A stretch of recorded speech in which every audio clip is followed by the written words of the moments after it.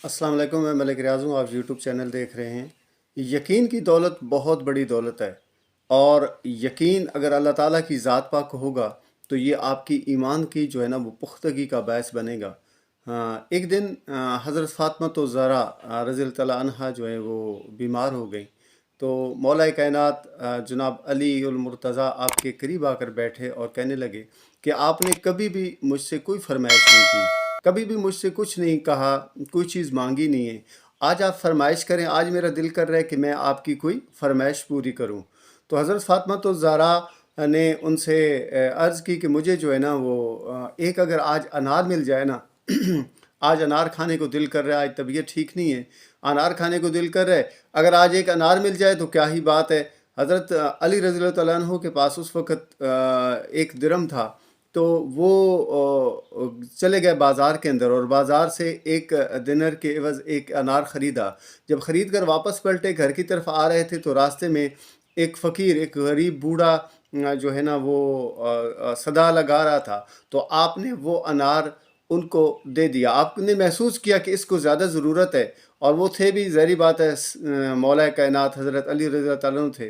तो उन्होंने वो अनार उनको दे दिया, और फिर वापस जब घर की तरफ लौटे तो ज़हन में ये ख्याल आ रहा था, बात आ रही थी कि आज इतने अरसे बाद मैंने इनसे कहा है कि आप फरमाइश करें, तो उन्होंने फरमाइश की है, लेकिन मैं तो वो पूरी नहीं कर सका क्योंकि मुझे वो रास्ते में सदका करना पड़ा। लेकिन वो जब घर पहुँचे ना, जब अपनी दहलीज़ को अबूर किया, घर पहुँचे, तो हज़रत फ़ातिमा तो ज़हरा ने देखती ही ना हज़रत अली के चेहरा मुबारक को, तो कहने लगी कि अली पाक, आप वो जो है अनार जो है वो सदका कर आए हो अल्लाह के रास्ते में, तो फिर आप परेशान क्यों हैं? जब आप अल्लाह के रास्ते में ख़र्च कर आए हो तो उनको उसको मेरे से ज़्यादा ज़रूरत होगी जिसको आपने वो अनार सदका कर दिए।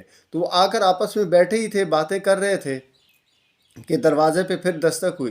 तो जब आपने दरवाज़ा खोला तो सामने हज़रत अनस बिन मालिक खड़े थे, और उनके हाथ में 9 अनार थे, और वो कहने लगे जी कि ये आपके लिए अनार हैं, और ये हज़ूर नबी मुकर्रम सल्लल्लाहु अलैहि वसल्लम ने आपके लिए भेजे हैं हदिये के तौर पर, कि जाकर फ़ातिमा तो ज़हरा के घर में देकर आओ।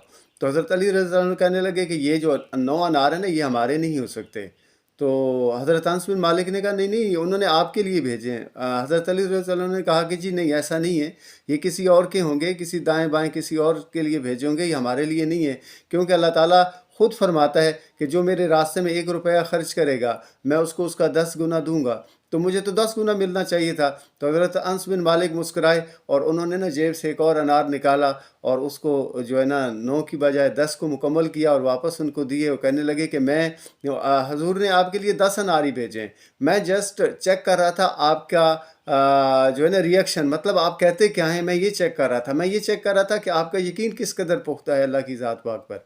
क्योंकि ये राज की बात थी, ये हजूर को भी मालूम था, ये हज़रत जो है ना वो अनस बिन मालिक को भी मालूम था, और सामने ज़ाहिर बात है जो थे मौला कायनात हज़रत अली रज़ी अल्लाह अन्हु के उसका ईमान और यकीन की पुख्तगी का जो है ना वो ज़रा टेस्ट कर रहे थे कि ये किस कदर इनका ईमान पुख्ता है।